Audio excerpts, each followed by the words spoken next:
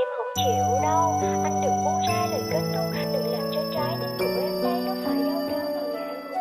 Em không chịu đâu, em biết mình sai rồi mà, em hứa từ nay không dám vậy nữa nên anh hãy mà bỏ qua nha. Em không chịu đâu, anh đừng có giận hồi vậy nữa, em có lỗi gì thì anh cứ nói em thôi, anh sẽ từ chối mà. Em không chịu đâu, mong anh đừng giận dỗi, đừng có như vậy nữa nha anh ơi.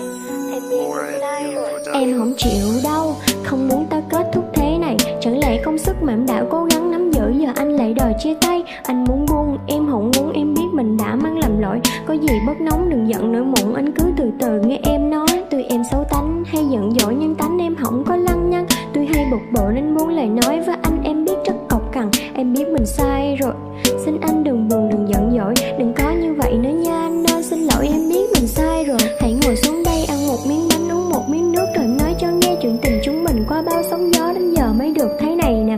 Giữa một thế giới trên 7 tỷ người chẳng lẽ anh đành lần chạy trốn. Anh chạy tới đâu em cũng tìm hoài vì yêu anh nhiều lắm đó biết không. Chẳng lẽ chỉ vì một lỗi lầm nhỏ mà anh buông ra lời kết thúc. Em không chịu đâu anh bỏ qua nhanh, đừng làm tim này phải ngã gục. Anh là bầu trời là một tia sáng dẫn lối soi đường em đang đi. Anh là tình yêu to bự trong em, đừng có chia tay em nha. Vì em không chịu đâu, anh đừng buông ra lời kết thúc, đừng làm cho trái tim của em đây nó phải đau đớn và ngã gục.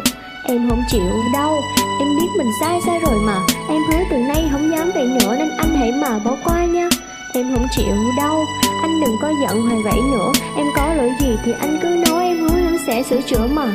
Em không chịu đâu, mong anh đừng buồn đừng giận dỗi, đừng có như vậy nữa nha anh ơi. Em biết mình sai rồi, em không chịu đâu, lời